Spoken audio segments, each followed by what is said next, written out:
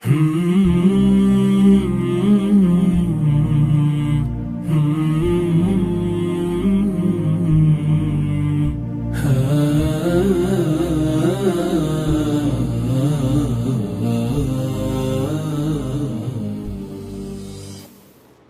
الله الرحمن الرحيم. الحمد لله رب العالمين، حمدا كثيرا طيبا مباركا كما يحب ربنا ويرضى، وصلى الله وسلم على نبينا وقائدنا محمد وعلى آله وصحبه إلى يوم الدين. أما بعد، بريزان زانس خوازاني عزيز، السلام عليكم ورحمة الله وبركاته. بردوام لا زنجيرة كمان بو ناساندني كتابكاني فرموده. لا ئەڵقەی ئەو جارەماندا بەڕێزان دەچینە خزمەت کتابێکی زۆر گرنگ لە کتابەکانی فەرموودە. دەتوانین بڵێن کە گەورەترین کتێبی فەرموودەی مەرفوعە، واتە قسەکانی پێغەمبەر صلی الله عليه وسلم کە بە ئێمە گەیشت بێ، ئەویش موسنەدی ئیمامی ئەحمەد ڕەحمەتی خوای گەورەی لەسەر بێت. سەرەتا بەڕێزان پێش ئەوەی کە بچینە سەر موسنەدی ئیمامی ئەحمەد، وتەیەکی کورد لەسەر موسنەد واتای چییە؟ و ئەو کتێبانەی کە تەلیف کرایە و نووسرایە بە شێوەی موسنەد چی بووە، چۆن بووەوە، چێ یەکەم کەس ئەو جۆرە کتابەی تەلیف کردیە. موسنەد لە ئیسناد، لە ئەسنەدە، لە فعلی ئەسنەدەوە هاتیە. ئیسناد مەصدەرەکەیتی واتە ڕیوایەتکردن، جێڕانەوەی فەرموودە بە سەنەدێکی متصل کە بگاتەوە بۆ خاوەنەکەی، جا ئەو کەسە پێغەمبەری خوابی صلی الله عليه وسلم یا سەحابیبی یا تابعی. یەکێک لە مانایەکانی موسنەد ئەوەیە کە حەدیثێک بی، فەرموودەیەک بی کە مەرفوع بی، قسەی پێغەمبەر بی صلی الله عليه وسلم بە سەنەدێک کە پچڕانی تێدا نەبی، لە ڕاویەکان و ڕیجالەکان هیچ پچڕانێک، ئینقیتاعێک لە سەنەدەکەدا نەبی، هەر کەسێک لە سەرەوەی خۆی گوێ لێ بوو بی. بۆ مانایە تەنانەت سەحیحی بوخاری و سەحیحی موسلیمیش لە ناونیشانی کتێبەکەیاندا وشەی موسنەد، زاراوەی موسنەد لە کتێبەکەدا هەیە. بەڵام بەمانایەکی تر ئەوەی کە ئەمڕۆ ئێمە ئینشاءالله باسی دەکەین، بریتیە لە کۆکردنەوەی فەرموودەکانی پێغەمبەر صلی الله عليه وسلم کە دەگەڕێتەوە بۆ سەحابی، واتە هەر سەحابیەک چەند فەرموودەی هەیە، فەرموودەکانی ئەو سەحابیە لە شوێنێک کۆ دەکرێتەوە کە ئەو تەواو بوو پاشان سەحابیەکی تر، واتە بەبێ مراعاتکردن، بەبێ ڕەچاوکردنی کتوب و ئەبوابی فقهی، ئەوەی کە باسمان کرد پێشتر لە کتێبی موطئی ئیمامی مالک، یان لە دوو مصنفەکە، مصنفی عەبدوڕەزاق و مصنفی ئیبن ئەبی شەیبە، کە ئەوان ڕەچاوی ئەویان نەدەکرد کام سەحابی ئەو فەرموودەیە ڕیوایەت کردیە، بەڵکو تەنها ئەو فەرموودانەیان بەیەکەوە کۆ دەکردەوە کە عیلاقەی بە بابەتێک هەیە لە بابەتە فقهیەکان، لە بۆ نمونە بابەتی تەهارە. بەڵام کتێبی موسنەد ڕەچاوی بابەتە فقهیەکان ناکە. بۆ نمونە فەرموودەکانی ئەبوو بەکری سیدیق خوا لێ ڕازی بێ لە یەک شوێندا کۆ دەکاتەوە، جا باسەکەی هەرچبی، بابەتەکە هەرچبی، یان فەرموودەکانی ئیمامی عومەر، فەرموودەکانی عوثمان، عەلی، فەرموودەکانی ئەبوو هورەیرە خوا لێیان ڕازی بی. جا موسنەدی ئیمامی ئەحمەدیش یەکێکە لەو کتێبانە کە فەرموودەکانی هاوڵان کۆ دەکاتەوە، هەریەکە لە شوێنێکدا بە تەرتیبێکی دیاریکراو کە پاشان باسی دەکەین. سەبارەت بە تەرتیبکردن واتە چۆنیەتی دابەشکردنی فەرموودەکان بەسەر هاوڵەکاندا، دیارە چەند تەرتیبکردنێک، چەند ڕێکخستنێک هەیە کە جیاوازە لە موسنەدێکەوە لە بۆ موسنەدێکی تر. بۆ نمونە هەندێک لە نووسەرەکان، لە زانایەکان کاتێک کە دێن تەرتیبی فەرموودەکان دەکەن، بە گوێرەی قەبیلە دەیکەن، بە گوێرەی هۆز و تیرەکان دەیکەن.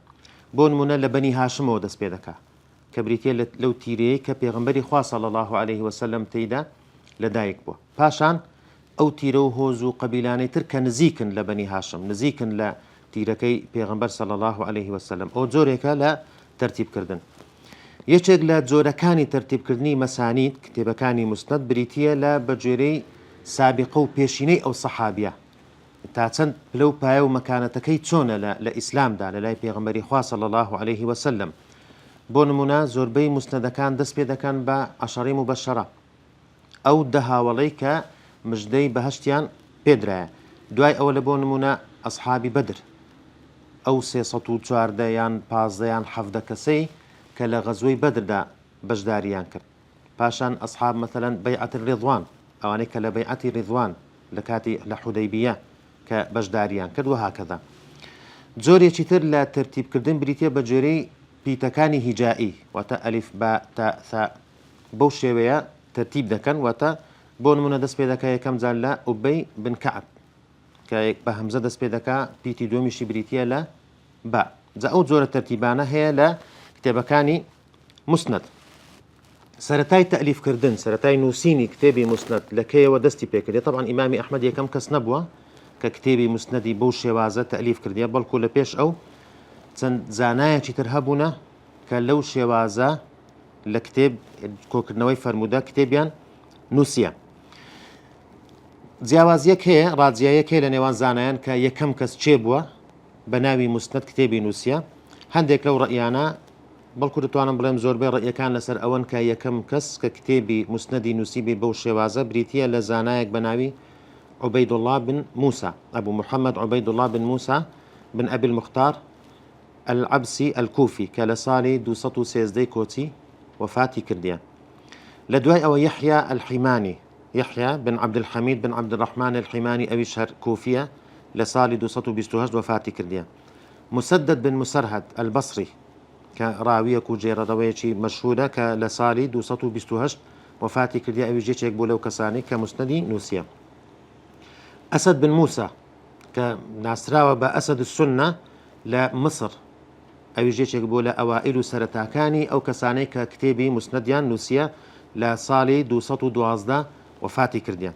نعیم بن حماد کە لە ساڵی 227 وفاتی کردی ئەویش بە هەمان شێوە لە مصر. ئەوانە سەرەتاکانی ئەو کەسانن کە کتێبی مسندیان نووسیە. ئێستا بەڕێزان دەچینە سەر ئیمامی ئەحمەد و مسندەکەی. پێش ئەوەی باسی کتێبەکە بکەین جێی خۆیتی کە کورتەیەک لەسەر ژیاننامەی ئیمامی ئەحمەد باس بکەین. إمامي أحمد أبو عبد الله أو كنيكيتي أحمد بن محمد بن حنبل الشيباني إمامي أهل سنة لا سردمي خوي وشيخ إسلام لا سردمي خوي لصالي سطو شستوتساري كوتي لدايك بو وهلا سرتاي تمنية وهلا من دالية ودستي كربا داوا كرني زانستو حديث طالب علم بو زانست خوازيك بو كتندين شيخ ما مستايها بو فرمودەیانی لێوەرگرت علمیانی لێوەرگرت یەکەم کەس یەکەم لە مامۆستایەکانی کە لە تەمەنی 15 ساڵیدا لە خزمەتیدا بوو بریتی بوو لە قاضی ئەبوو یوسف لە بەغدا.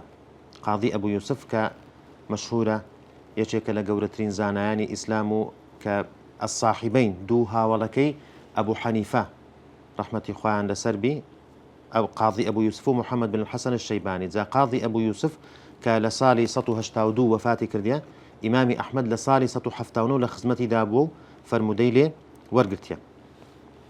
لەو فترەی سەرەتاکانیدا ئیمامی ئەحمەد زۆرترین فەرمودەی لە هوشەیم وەرگرت. هوشەیم بن بەشیر کە ئەویژێکێکە لە فەرمودە ناسە ناسراوەکان و ڕاوی و جێرەڕەوە ناسراوەکانی فەرمودە کە ئەویش لە ساڵی 1970 وفات دەکات. تا وفاتکردنی هوشەیم ئیمامی ئەحمەد لە خزمەتیدا دەبی تەنانەت زیاتر لە 3000 فەرمودە لە هوشەیم ڕیوایەت دەکات.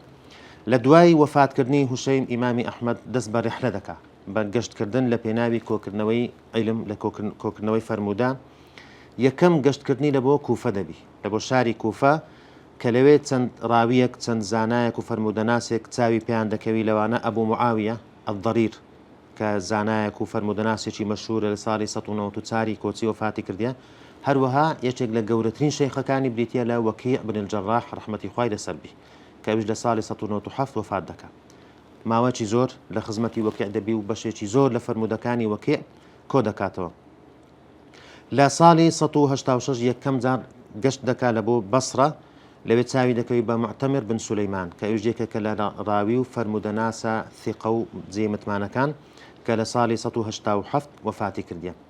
یەکێک لە گەشتەکانی لە بۆ حیجاز دەبی لە بۆ حەجکردن لە بۆ مەککە و مەدینە کە لەوێ چاوی دەکەوی لە بەتایبەتی لە شاری مەککە چاوی دەکەوی بە یەکێک لە گەورەترین شەیخەکانی کە بریتیە لە سوفیانی کوڕی عویەینە ڕەحمەتی خوای لەسەر بی. ماوەی باش لە خزمەتی سوفیان دەبی تەنانەت ئیمامی ئەحمەد خۆی کە دەڵێ من یعنی خوای گەورە تەقدیری نەکرد کە چاوم بە ئیمامی مالک بکەوی بەڵام تەعویزی کردمەوە خوا تەعویزی کردمەوە بە بینینی سوفیانی کوڕی عویەینە. هەروەها هەر لە مەککەش لە بۆ یەکەم جار چاوی دەکەوی بە ئیمامی شافعی ڕەحمەتی خوای لەسەر بی کە طبعا ماوەیەکی زۆر لە خزمەتی ئیمامی شافعیدا دەبی بەتایبەتی ئەو کاتانێک کە ئیمامی شافعی دێتە بەغدا لەوێ نیشتەجێ دەبی ئیمامی ئەحمەد هەموو کتێبەکانی ئیمامی شافعی دەنووسێتەوە علمی شافعی وەردەگری. جارێکی تر لە ساڵی 1994 دەچێتەوە بەسرە، ئەو جارە چاوی دەکەوی بە یەحیە القەتان کە یەکێکە لە شەیخ و مامۆستا گەورەکانی کە لە ساڵی 1994 چاوی پێدەکەوی. لە ساڵی 1990 لەگەڵ هاوڕێی نزیکی خۆی یەحیای کوڕی مەعین گەشت دەکەن لە بۆ یەمەن لە بۆ لای عەبدوڕەزاقی سەنعانی خاوەنی موسەنەف کە پێشتر باسیمان کرد و باسی کتێبەکەیمان کرد. ماوەیەکی باش ماوەی 6 مانگ لە خزمەت عەبدوڕەزاقی سەنعانی دەمێنێتەوە فەرمودەکانی ئەو وەردەگری. لە دوای گەڕانەوەی واتە لە دوای گەڕانەوەی لای عەبدوڕەزاقی سەنعانی واتە لە دەوروبەری ساڵی 200 کۆچی وەکو زانایان باز دەکەن دەست دەکا بە نووسینی موسنەدەکەی. سەرەتای دەستپێکردنی تەئلیف و نووسینی کتێبەکەی بریتە لە دەوروبەری ساڵی 200.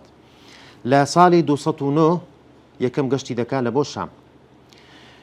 ئەوە بەشێکن لە گرنگترین و مەشهورترین و بەناوبانگترین ئەو شەیخ و مامۆستایانەی کە ئیمامی ئەحمەد فەرمودەی لیان وەرگرتی. ئەگەنا شێخەکانی زۆرن وەکو زانایان باز دەکەن کە تەنها لە موسنەدەکەیدا لە 238 شەیخ 238 مامۆستا فەرمودەی وەرگرتیە. ئەوانەی کە علمیان لێ وەرگرتیە، ئەوانەی کە فەرمودەیان لە ئیمامی ئەحمەد وەرگرتەوە تا قوتابیەکانی چێن طبعا ئەوانیش بەتەکید زۆرن، بەڵام گرنگترینیان بریتین لە دوو کوڕەکەی عەبدوڵڵا و ساڵحی کوڕی کە هەردووچیان مسند لەڕێی ئەوانەوە گوازرایەوە، هەروەها ئامۆزایەکەشی حەمبەل بن ئیسحاق لە ڕێگەی ئەو سێ کەسەوە مسندی ئیمامی ئەحمەد لە بۆ ئێمە گوازرایەوە بە تایبەتی عەبدوڵڵای کوڕی. هەروەها ئیمامی بوخاری یەکێک بوو لە تەڵەبەکانی ئیمامی ئەحمەد، ئیمامی موسلم، ئەبوو داوود، ئەبوو بەکر المەڕوودی، حرب بن ئیسماعیل الکەرمانی، ئەوانە بەشێکن لە قوتابیە بەناوبانگەکانی ئیمامی ئەحمەد. ئیمامی ئەحمەد مەشهور بووە بە عیلم، بە وەڕع، بە زوهد و تەقوا و خواناسی. مەشهور بووە بەوەی کە زۆر تند بووە بە تەمەسوک و دەستگرتن بە حەق. یەکێک بووە لەو کەسانەی کە تووشی تاقیکردنەوەیەکی یەکجار گەورە بوو لە سەردەمی عەباسیەکان بە تایبەتی لە ساڵی 218 لە سەردەستی مەئمون خەلیفەی عەباسی لە کاتی میحنەت و فیتنەی خەڵقی قورئان کە ئەوان تەبەنی ئەو عەقیدەیان کرد کە قورئان مەخلووقە و کەلامی خوا نییە بە حەقیقی. ئیمامی ئەحمەد یەکێک بوو لەو کەسانەی کە خۆراگر بوو لەو میحنەیەدا، طبعاً ئەزیەت و ئازارێکی یەکجار زۆری بینی. وەکو زانایان باز دەکەن ماوەی سجنکردنی 2 ساڵ و نیو زیاتر لە سجندا بوو. لە سەردەمی هەر سێ خەلیفە ئەزیەت و ئازارێکی زۆری دیت کە ئەو عەقیدەیان بە زۆر دەیانویست فەرزی بکەن بەسەر موسڵماناندا، واتە مەئمون لە دوای ئەو معتەسیم لە دوای ئەو واثق. بەڵام کاتێک متەوەکیل هات لە ساڵی 227 کە متەوەکیل دەبێتە خەلیفە، ئەو فیتنەیە ناهێڵی و جارێکی دیکە مسلمانان دەگەڕێنەوە لە بۆ عەقیدە پاکەکە کە قورئانی پیرۆز بریتیە لە کەلامی خوای گەورە بە حەقیقی. هەندێک لە مؤلفاتەکانی ئەو مسندەی کە ئێستا ئینشاءالله باسی دەکەین، کتابی الزهد، کتابی فەضائل الصحابە، کتابی الرد على الجهمیە، کتابی العلل، ئەو بەشێکن لە مؤلفات و نووسراوەکانی ئیمامی ئەحمەد. هەندێک لە ئەقوالی زانایان لەو سەردەما چ قوتابیەکانی خۆی، چ هاوکوفەکانی، چ مامۆستایەکانی چیان گوتێ دەربارەی ئیمامی ئەحمەد. عەبدوڕەزاقی سەنعانی کە مامۆستای بووە، مامۆستای ئیمامی ئەحمەد بۆ دەڵێ ما رأيت أحدا أفقه ولا أورع من أحمد بن حنبل. کەسم نەدیتێ زاناتر بی، فەقیهتر بی و وەڕعتر بی لە خواترستر لە ئیمامی ئەحمەد. قتيبة بن سعيد دلي خير أهل زماننا ابن المبارك وعبدالله كريم مبارك ثم هذا الشاب باشان أو جنزة قال قال إمامي أحمديتي دلي وإذا رأيت رجلا يحب أحمد فاعلم أنه صاحب سنة. أجد بياوي كديد كإمامي أحمد خوش زويد بزانا أو صاحب سنة لسر سنتي بيغمبري خواه صلى الله عليه وسلم. باشان دلي هر قتيبة كري سعيد ولو أدرك عصر الثوري والأوزاعي والليث لكان هو المقدم عليهم. أقل سردمي أو سيزانا قورية بجيابا سفياني ثوري أوزاعي ليثي كريسات. أقل سردمي أوان دا بجيابا إمامي أحمد ببيش أوان دكوتو. تنانت بسياريان ليكد لقتيبة وتيان ينضم أحمد إلى التابعين دقاتا آستي تابعين قال إلى كبار التابعين بلكو دقاتا آستي قورة تابعية كان. إمامي شافعي كأويش بهمان شيء وما مستاي إمامي أحمد لو تيجي دادلي خرجت من بغداد فما خلفت بها رجلا أفضل ولا أعلم ولا أفقه ولا أتقى من أحمد بن حنبل. طلع من كلا بغداد درتم هيت بياويكم بزينهش لدواي خوم كباش تربي وزانا تربي فقيه تربي لأخواترس تربي لإمامي أحمد كأوشاياتي كبراسي جيغاي اعتبارا لإمامي قوري وكو إمامي شافعي. محمد بن يحيى الذهلي دلي جعلت أحمد إماما فيما بيني وبين الله. أحمد مكريت إمامك بيشوايك لنيوان خوم ولنيوان خواي قوردا. يحيى بن سعيد القطان كأويش بهمان شيو ما مستاي إمامي أحمد بوا لبصرة دادا نشت كاتك إمامي أحمد ديت لي ضلي ما قدم علي من بغداد أحد أحب إلي من أحمد بن حنبل. ضلي لبغداوة هيتس كسيك نهاتي تلام كخوشويس تربي للام لأحمد كري حنبل. إسحاق بن راهوية ضلي أحمد حجة بين الله وبين عبده في أرضه حجزو بلغيش خوايا لنيوان خواي قولو لنيوان عبدو بندكاني خويدا. علي كري مديني كأيش هاوكوفو هاوري خويتي ضلي إذا ابتليت بشيء فأفتاني أحمد بن حنبل لم أبالي إذا لقيت ربي كيف كان. ضلي قرب شيك هاتا بيشم إمامي أحمد فتواي لبومدا من هيس جيملين وبي منتم كاتك كدا قريمو لبولاي خوا حجزيكم بي أو بشيك لا أقوال لشاياتي زانيان لسر أو إمام قوري رحمتي خواي قوري لسر بيت. السبتين سر كتابكي كتابي مسند بابتي كتابك وسبب تأليف كردني ولا برتس إمامي أحمد أو كتابي تأليف كرد ديار بابتي كتابك بريتيا لا كوكرنوي فرمودة مرفوع كان وتا أو فرموداني كقصي خدي بيغمبر صلى الله عليه وسلم يان كردوي أو كوكرنوي أو فرمودانا ليك شوين دا بجويري صحابي كان بجويري ناوي صحابة أو بابتي كتابك وتا إمامي أحمد زور تركيزي نكرديا لسر موقوفات ئەوەی کە وتەی سەحابی ئەگەر چی بەشێکی کەمی تێدایە و پاشانش باسی دەکەین یان قسەی تابعی ئەوانە بەشێکی کەمی تێدایە بەڵام تەرکیزی ئیمامی ئەحمەد لەسەر ئەوە بووە کە تەنها فەرمودەی مەرفوعی پێغەمبەر صلی الله عليه وسلم کۆ بکاتەوە. لەبەرچە ئیمامی ئەحمەد ئەو کتێبەی تەئلیف کرد وەکو پێشترێژ لە ئەلقەکانی تریش باسمان کرد ئەو سەردەمەی کە ئیمامی ئەحمەد تێیدا ژیا سەردەمێک بوو کە هەموو زانایان ڕویان کردە تەئلیف ڕویان کردە نووسینی کتێب و کۆکردنەوەی فەرمودەکانی پێغەمبەر صلی الله عليه وسلم بە تەرتیبێک و ڕێخستنێکی دیاری کراو. جا لەبەر ئەوە ئەولاترین کەس کە لەو سەردەمەدا کتێب کۆ بکاتەوە بریتیە لە ئیمامی ئەحمەد وەخۆشی باس لەو کتێبەی خۆی دەکا کە لەبەر چ تەئلیفی کردیەوە چ مەبەستێکی هەبووە تێیدا. یەکێک لەو وتانەی کە ئیمامی ئەحمەد خۆی بە کوڕەکەی دەڵێ بە عەبدوڵای کوڕی دەڵێ احتفظ بهذا المسند ضل بارزغاري ليبك لو مسندا فإنه سيكون للناس إماما دبيت إمام بيشوايك لبو خلق يان لشونج كدري عملت هذا الكتاب إماما إذا اختلف الناس في سنة عن رسول الله صلى الله عليه وسلم رجع إليه ضل من أو كتابم تأليف كرد ببيت بيشوايك ببيت رينموي كريك لبو خلق أجر خلق اختلاف و جیاوازی لە نێوانیاندا ڕوویدا لە سنتێک لە فەرمودەیەکی پێغەمبەر صلی الله عليه وسلم بگەڕێنەوە بۆ ئەو کتێبە و سەرچاوەیەک بی لە بۆیان. حەنبەل کە ئامۆزای ئیمامی ئەحمەدا یەکێک بۆ لەو کەسانێک کە مستەدەکەی لێ وەرگرتیان دەڵێ جەمەعەنا عەمی لی ولی صالح ولی عەبدالله درێ مامم واتە ئەحمەدی کوڕی حەنبەل من و صالح و عەبدوڵای کۆ کردەوە وقرأ علينا المسند مستەدەکەی بەسەر ئێمەدا خوێندەوە وما سمعه منه غيرنا لغير إما كس أو مستدى جيري نبوة ما بس تكي أوي بتواوتي أجنا بالتأكيد خلق شيتر يكزار زور هبونك لأن جيلي بو بلام سن جزءك سن بشك بلام همي بكاملي تنها أو سيكسا مسندي إمامي أحمد يان جيلي بوا باشان حنبل داري وقال لنا إمامي أحمد بيغوتين إن هذا الكتاب قد جمعته وأتقنته من أكثر من 750,000 ضل من أو كتابم كو كرديتوا ريكم خستيا هلم بجارديا لزياتر لحفصة 50,000 حديث. طبعا أو معروفة لو سردما دا مبستيان كاتيك أجمار زور باز دكن مبستيان أوي همو طريقة كان همو ريقايا كاني فرموديك يك فرمودية دبيني سط ريقايه لسط طريق لسط سندوا هاتيا أو همو بفرمودي جواز حسابيان كردينك بيك فرمودا. ضل فما اختلف المسلمون فيه من حديث رسول الله صلى الله عليه وسلم فارجعوا إليه. الأجر خلق اختلاف رويدا لنيوانيان دا رادزياي رويدا لنيوانيان دا لسر فرمودكاني بيغمبر صلى الله عليه وسلم أو بقرنوا بو أو كتابة فإن كان فيه وإلا فليس بحجة.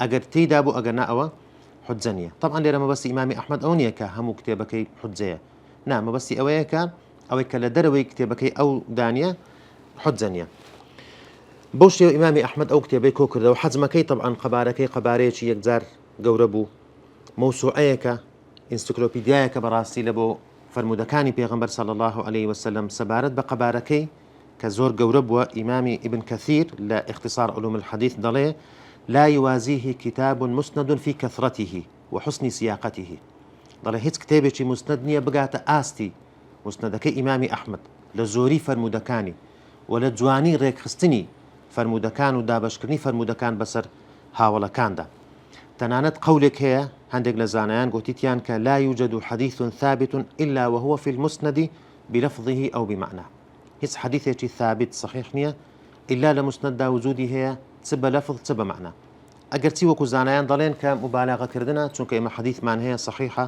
بەڵام لە مسندی ئیمامی ئەحمەد دانیە بەڵام باسەکە لەوەیە کە یعنی ئاعترافکردنە دانانە بە گەورەی و قەبارە زۆرەکەی ئەو کتێبەی ئیمامی ئەحمەد بچینە سەر شەرت و مەرجی ئیمامی ئەحمەد ضوابطەکانی مەرجەکانی چییە لە بۆ کۆکردنەوەی فەرموودە و لە بۆ تۆمارکردنی فەرمودەکان لە کتێبەکەیدا طبعا ئیمامی ئەحمەد بەخۆی لە کتێبەکەیدا باسی نەکردێت کە مەرجەکانی چین بەڵام وەکو ئیستقرا وەکو لێ خوێندنەوەی زانایان لە بۆ کتێبەکەی و لە بۆ ئەقوالەکانی لە کتێبەکانی تردا لە بۆیان بەدەرکەوتیە کە ئیمامی ئەحمەد مەبەستی بووە لەو کتێبەدا کە هەرچی حەدیثی مەشهورە هەرچی حەدیثی ناسراوە لەناو خەڵکدا ئەو حەدیثانە کۆ بکاتەوە و ئیکتیفای نەکردێت تەنها بە حەدیثی صحیح واتە خۆی پابند نەکردیە وەکو ئەوەی کە پاشان ئینشاءالله لە صحیحی بوخاری و لە صحیحی مسلمدا باسی دەکەین خۆی پابند نەکردێ خۆی ملزم نەکردێ بۆی کە تەنها حەدیثی صحیح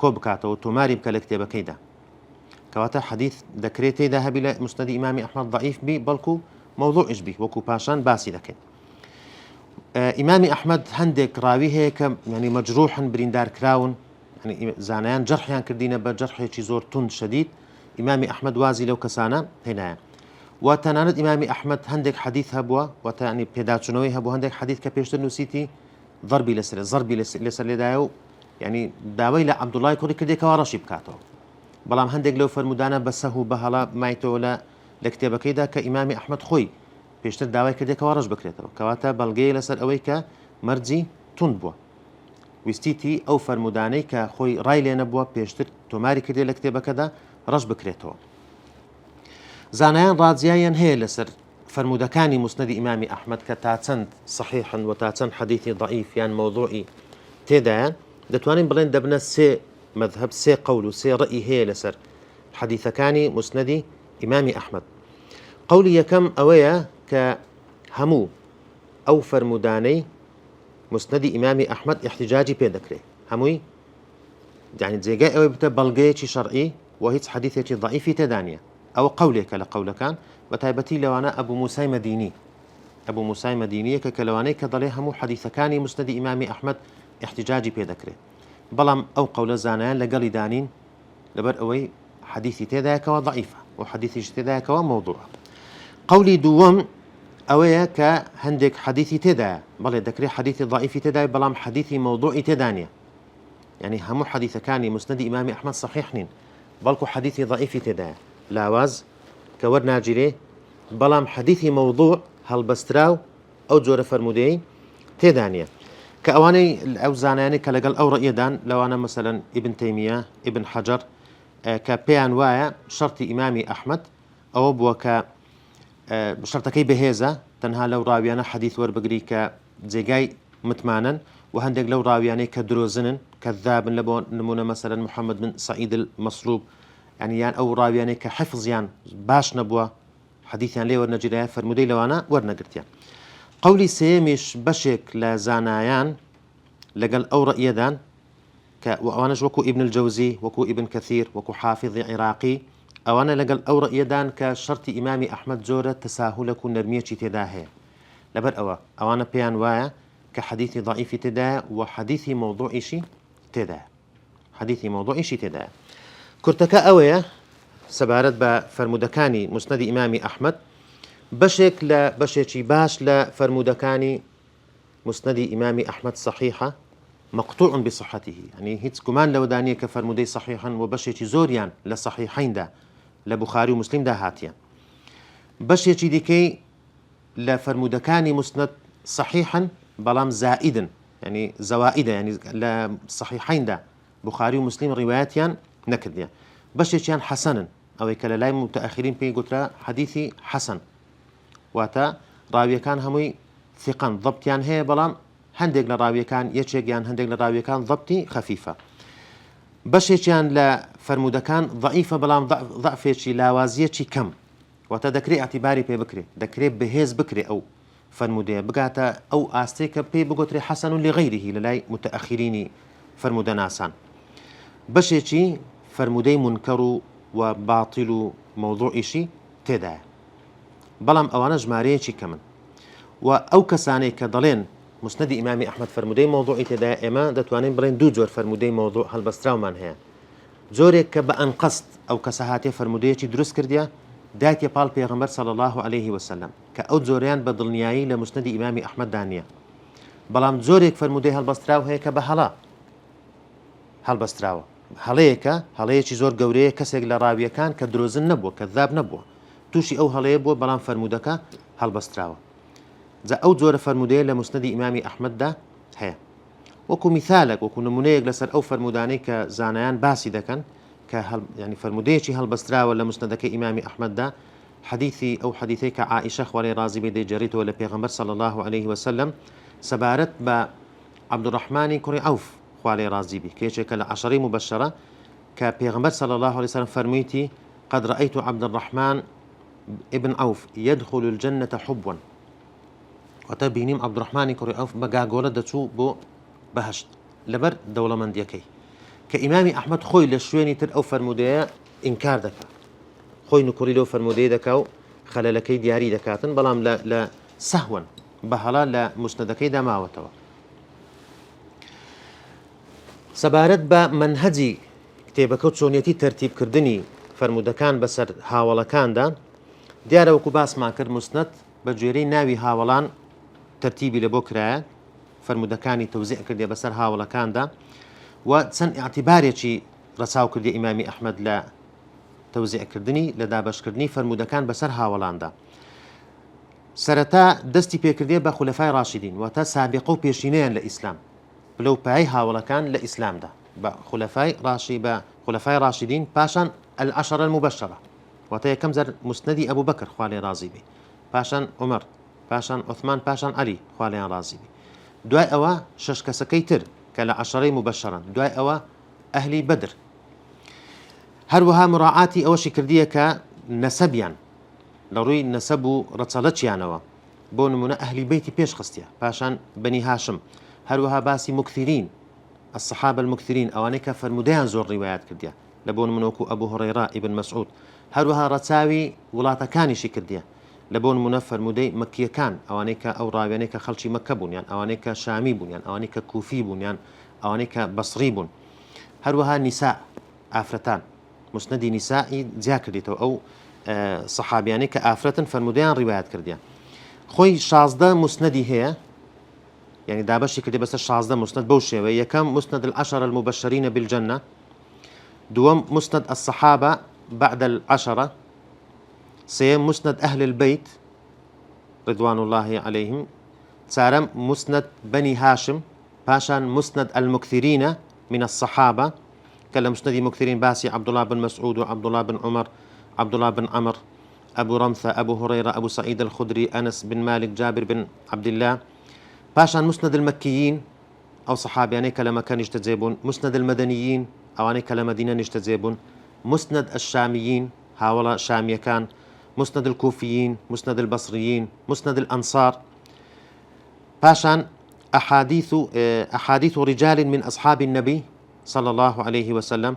باشان الملحق المستدرك من مسند الأنصار. باشان مسند النساء. باشان مسند القبائل، أواني كلا قبيله وزكاني دروي مكة ومدينة مسلمان ببون. بوشي إمامي أحمد مسندكي توزيع كرديا. طبعا مرزنية يعني همو أو صحاباني كلو مسندانا هاتي بو بشويش ريكو بيك هريك لشويني خوي ناوي دان درابي لبر أوي إمامي أحمد خوي پێڕانەگەیشت لە کۆتاییەکانی ژیانیدا ئەو کتێبە هەمووی پوخت بکاتەوە، هەمووی هاوڵەکان بە شێوەیەکی جوان دابش بک بەسەر مستندەکانیاندا. زیاتر عەبدوڵای کوڕی ئیمامی ئەحمەد ئەو زیاتر خەریکی ئەوە بوو. ئیمامی ئەحمەد خۆی بەوی دەگوت کە ئەو سەحابیە فلان هاوڵ لە فلان شوێن دابنێ، فلان بەش فلان جوزء لە فلان شوێن دابنێ. لەبەر ئەوە هەندێک جار هەڵی تێدا هەیە، هەندێک سەحابی هەیە کە لە شوێنی سەحابێکی تردا باس کرایە کە ئەوەی کتێبەکە بخوێنەوە دەزانی کە یعنی ئەو هاوڵە دیارە دەبووە لە مسندێکی تر لە شوێنی تر باز بکرێ، بەڵام بە هەڵا یان لەبەر ئەو ئیمامی ئەحمەد پێڕانەگەیشتێکەوە پوختی بکاتەوە، پێداچوونەوەیەک بکە و هەر هاوڵێک لە شوێنی خۆی دابنێ. سەبارەت بە ژمارەی فەرمودەکانی مسندی ئیمامی ئەحمەد کە ئەوەش هەندێک ڕازیایی هەیە بە جۆری ئەو طبعانەی ئەو چاپانەی مسندی ئیمامی ئەحمەد کە ئێستا هەیە، ئێستا مەوجودە. طبعی دارە ڕیسالە کە یەکێکە لە ینی باشترین چاپەکانی ئەو کتێبە، بریتیە لە 27647 فەرمودە.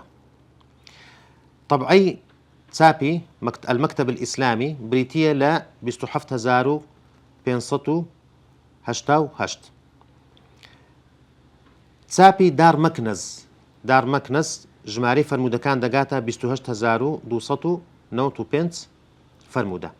ئەوە بە مکرر بە دووبارە کراوی، چکە زۆر لە فەرمودەکان دووبارە دەبتەوە. فەرمودە هەیە دوو سەحابی یان سێ سەحابی ڕیوایەتی کردیە دووبارە بوویتەوە. بەڵام بەبێ دووبارە ئەگەر چی تا ئێستا ینی ژمارەیەکی دیاریکراو بە دەقیقی بە وردی نییە لەسەر ئەو فەرمودانەی مسندی ئیمامی ئەحمەد بەبێ دووبارە، بەڵام بە گوێرەی ئەو کتابەی کە ئیبن حەجەری عەسقەلانی کە نووسیتی سەبارەت بە ئەطرافەکان وەتە سەرەتای دەستپێکردنی حەدیثەکان لە لای ئیمامی ئەحمەد کە کتێبێکی هەیە لەسەر ئەوە، بە گوێرەی ئەو تەرقیمەی ئەو ژمارانەی کە لە کتێبەکەی ئیبن حەجەردا هاتیە، ئاخر فەرمودە دەگاتە 12787 واتە بەبێ دووبارە تقریبان دەکاتە کەمتر لە نیوەی فەرمودەکان بەبێ دووبارە. ئەوە ژمارەکەیت یاخود نزیکی ئەوە شتێکی تەقدیریە. ئەو سەحابانەی کە ئیمامی ئەحمەد فەرمودەی لێیان ڕیوایەت کردیە بریتین لە 1308 سەحابی. خاڵێکی تر کە گرنگە لێرە باسی بکەین ئەویش زیاداتی عەبدوڵای کوڕی ئیمامی ئەحمەد لەسەر موسنەد. دیارە ئەو کتێبێک کە ئێستا لە بەردەستمانە موسنەدی ئیمامی ئەحمەد هەمووی خۆی ئیمامی ئەحمەد نەینووسیە، هەمووی خۆی تۆماری نەکردە لە کتێبەکە، بەڵکو بەشێک زیادات هەیە کە عەبدوڵای کوڕی پاشان زیادی کردیە و تۆماری کردیە لە کتێبەکەدا. جا ئەو حەدیثانەی لە مسندی ئیمامی ئەحمەددا کە دەڵێ حدثنا عەبدوڵڵاه لە بیدایەتی سەنەدەکە کە دەڵێ حدثنا عەبدوڵڵاه قال حدثنا ئەبی، ئەوە دیارە کە ئیمامی ئەحمەد خۆی ئەو فەرمودانەی لە کتێبەکەدا تۆمار کردیە، ئەوە لە ئەسڵی موسنەدەکەیە. بەڵام هەر حەدیثێک تێیدا باس کرابوو کە حدثنا عەبدوڵڵاه حدثنا فلان یەک لە شەیخەکانی عەبدوڵڵاه بەبێ ئەوەی وشەی ئەبیهی تێدابی، ئەوە لە زەوائیدەکانە، واتە لەو فەرمودانەیە کە عەبدوڵڵاه پاشان زیادی کردیە. خاڵێکی تر کە ینی پێی دەناسرێتەوە ئەوانەی کە زیاداتی عەبدوڵڵایە، ئەویش ئەوەیە ئەو شەیخانەی کە عەبدوڵڵاه حەدیثی لێیان ڕیوایەت کردیە طبعاً جیاوازن لەو شەیخانەی کە ئیمامی ئەحمەد خۆی حەدیثی لێیان ڕیوایەت کردیە، لە چەند شەیخەکی کەم لە چەند مامۆستایەکی کەم هاوبەشن. لە بۆ نمونە کاتێک کە دەڵێ حدثنا وەکیع، کاتێک دەڵێ حدثنا عەبدوڕەحمان بن مەهدی، ئەوەی کە شارەزای زانستی فەرمودەناسیبی دەزانی کە عەبدوڵای کوڕی ئیمامی ئەحمەد نەگەیشتیتە وەکیعی نەدیتیە، بەڕاستەوخۆ فەرمودەی لێ ڕیوایەت نەکردیە و بەڕاستەوخۆ فەرمودەی لە عەبدوڕەحمانی کوڕی مەهدی ڕیوایەت نەکردیە. ئەو کاتە دەزاندرێت کە ئەو فەرمودانە ئەو خودی ئیمامی ئەحمەد خۆیتی کە لە کتێبەکەدا تۆماری کردیە. جا ئەو زیاداتانەی کە عەبدوڵڵاه هەیتی لە موسنەدەکەدا چەند جۆرێکن، دەتوانین بڵێن کە سێ جۆری هەیە. جۆرێکیان ئەوانن کە عەبدوڵڵاه بە شێوەی ویجادا واتە دۆزینەوەی فەرمودەکە لە نووسراوێکدا کە بە خەتی ئیمامی ئەحمەد نووسرایتەوە، بەڵام ئیمامی ئەحمەد لە موسنەدەکەدا تۆماری نەکردبوو. بەشێک لەو زیادانە ئەوانن کە میثالێک لە بۆ ئەوە خۆی 110 فەرمودەیە، 110 فەرمودە بە شێوەی ویجادەیە. نمونەیەک لە بۆ ئەو فەرمودانەی کە بە شێوەی ویجادە عەبدوڵای کوڕی ئیمامی ئەحمەد نووسراوێک پەراوێکی دۆزیتەوە کە بە خەتی ئیمامی ئەحمەد نووسرایە. دەڵێ وجدت في كتابي أبي بخط يده، لە کتێبێکی بابم بە دەستخەتی خۆی دۆزیمەوە حدثنا زەید، واتە ئەو قسەیە ئەو حەدیثە هەر ئیمامی ئەحمەد ڕیواەتی کردیان بەڵام خۆی لە مسندەکەدا تۆماری نەکردیان پاشان عبد الله هاتیە زيادة كردية لسر مسندك. حدثنا زيد بن الحباب قال أخبرني عمرو بن حمزة حدثنا خلف أبو الربيع إمام مسجد سعيد بن أبي عروبة حدثنا أنس بن مالك قال قال رسول الله صلى الله عليه وسلم إن هذا الدين متين فأوغلوا فيه برفق. أويش كلو فرموداني كزيادات عبد الله بوشيوية دناسريتو زوري شتر للزيادات كاني عبد الله كر إمامي أحمد أويك عبد الله أو فرمودي خوي لإمام أحمد جولي بوا بلام لدروي مسند واتا فرمودك إمام أحمد رواياتي كرديا بلام دوباره خوي لمسندك دا نينوسيتوا عبد الله أو فرمودي جولي بوا لبابي خوي بلام باشان هاتي تي كرديا زيادة كرديا لناو مسندك دا نموني أو زورا عبد الله بن أحمد ضلي حدثنا علي بن ثابت الجزري عن ناصح أبي عبد الله عن سماك بن حرب عن جابر بن سمرة أن النبي صلى الله عليه وسلم قال لأن يؤدب الرجل ولده إلى آخر يعني فرمودك باشان هل فرمودك هاتية ثم قال عبد الله وهذا الحديث لم يخرجه أبي في مسنده من أجل ناصح ناصح يكبولو راوياني كضعيف ولا وازبوا لأنه ضعيف في الحديث وأملاه عليه في النوادر يعني مجموعة فرموديك بوشي عبد الله خوي دلي أو فرموديا بابم لمسندك دا تماري نكدي بلام لبوي جيرامو كواتا فرمودكان هم زيادة كريتوا أو فرموداني كزيادات عبد الله كري إمام أحمد جوري سيم أو فرمودانا ك عبد الله لغير إمام أحمد فرمودك جيريبو باشان زيادة كرديو تماري كرديا لا مسندك دا زا أوانا هنديشان لو نوعانا لو زورانا ك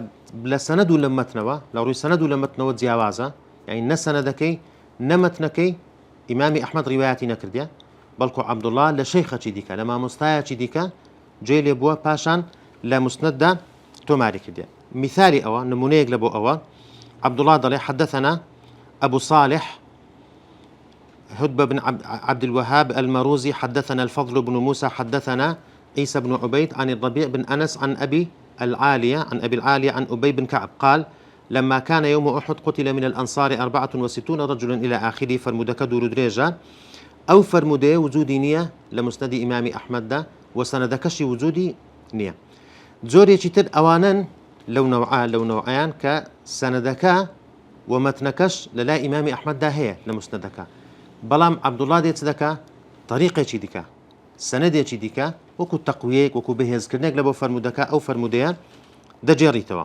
كأوان زورة جماري أو فرمودانا كعبد الله بوشي لا مسند زيادة كدير زورة مثالي أوان لمسند هاتوكات حدثنا محمد بن جعفر وحجاج طبعا أوقصي إمام أحمد يعني أودوانا ما مصطى إمام أحمد قال حدثنا شعبة عن عاصم بن بهدلة عن زر بن حبيش عن أبي بن كعب قال إن رسول الله صلى الله عليه وسلم قال إن الله أمرني أن أقرأ عليك القرآن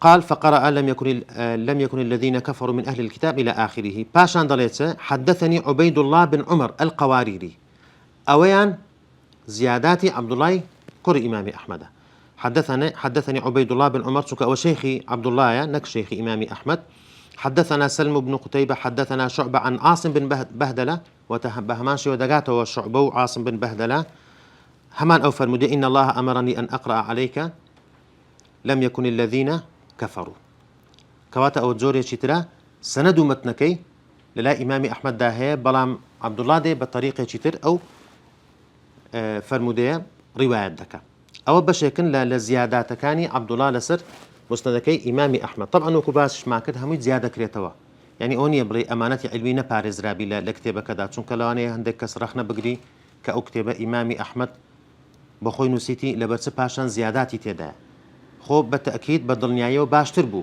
كتابة كوكو خوي بتزي هالدرابة بلام كاتك عبد الله هاتية أو فرموداني زياد كردية هم زيادة كريتوا وبتبتيش دوها ابن حجر كدي لكتابك أطرافي مسندي حنبلي كباز دكا هم أو فرمودانا زيادة كاتوا كعبد الله زيادة كرديو وشيخ قال عبد الله ابن حجر قال عبد الله لبو زيادة كا كواتا هم فرمودكان زيادة كريتو كاميان إمام أحمد خوي لمسندة تماري كرديا وكامشيان عبد الله زيادة كرديا سبارت برواياته جيرانه وقياندني مسند إمام أحمد بإيمة خويك رواياتي هي كأوش لعبد الله ويا سەرەتا باسمان کرد کە تەنها سێ کەس مستندیان بە تەواوەتی بە کاملی لە ئیمامی ئەحمەدەوە گوێ لێ بوو، ئەوانیش عەبدوڵڵاه وصالح کە ئەو دوانە کوڕی ئیمامی ئەحمەدن، حەنبەل بن ئیسحاق کە ئامۆزایەتی.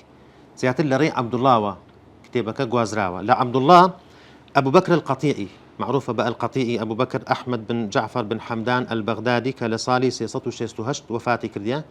ئەو کتێبەکە لە عەبدوڵڵاه وەردەگری.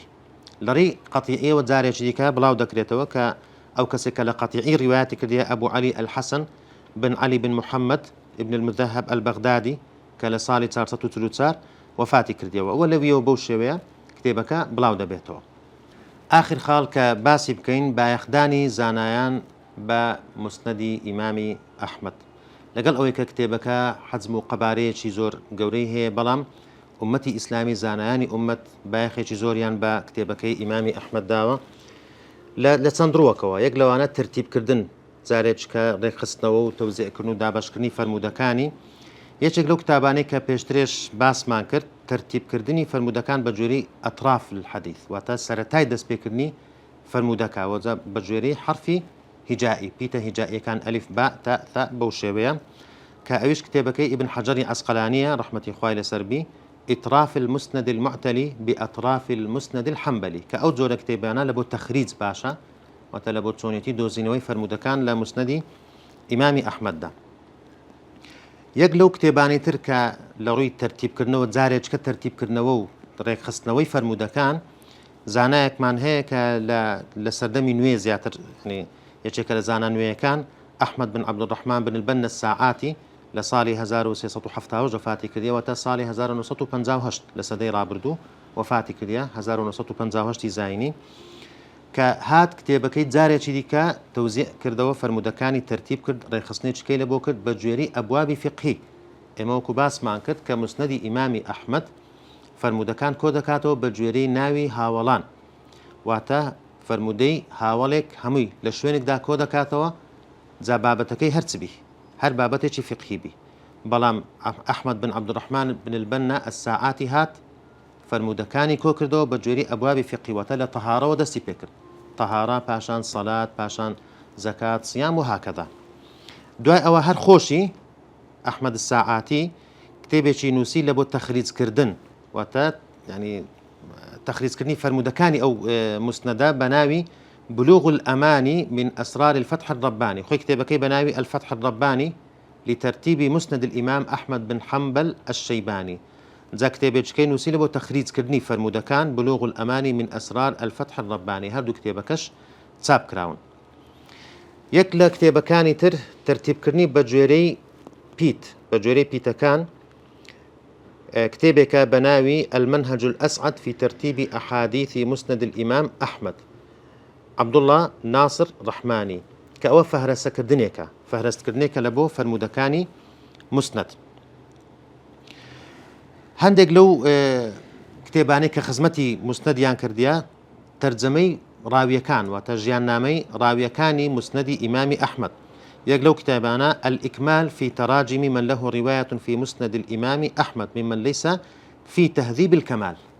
تهذيب الكمال کتێبەکەی مزی کە کۆکردنەوەی ڕاوی و جێرەڕەوەکانی کتوبی ستەیە واتە بوخاری و مسلم ئەبوو داود ترمذی نەسائی ئیبن ماجە.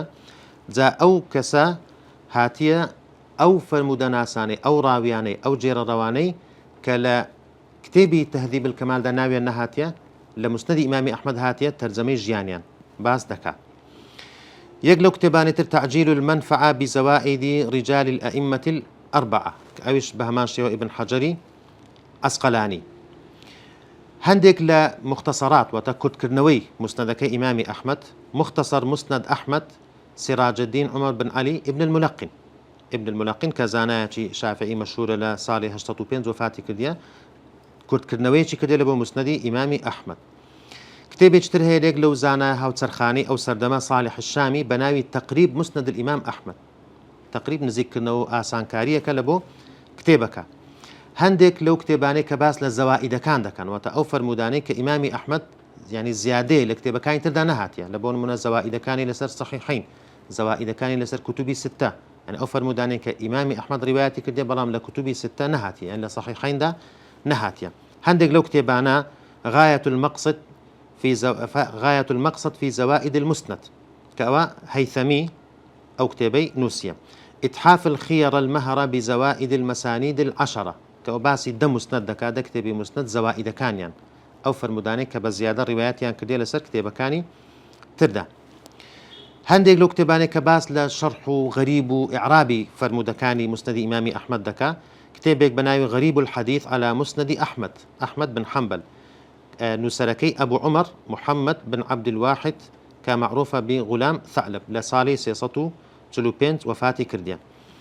کتێبێکی تر بە ناوی عقود الزەبەرجەد في إعراب الحديث النبوي على مسند الإمام أحمد، واتە ئیعرابکردن شیکردنەوەی لە ڕووی لوغەویەوە إعرابکردنە لە بۆ فەرموودەکانی مسندی ئیمامی ئەحمەد کە ئەبوو بەکری سیوطی کە لە ساڵی مەشهورە طبعا سیوطی کە لە ساڵی 1911 وفاتی کردیە. هەندێک لەو کتێبانەی کە بەرگریکردنە لە مسندی ئیمامی ئەحمەد، یەک لەو کتێبانەی کە مەشهورە کتێبەکەی ئیبن حەجەری عەسقەلانی ڕەحمەتی خوای لێبی، القول المسدد في الذب عن مسند أحمد.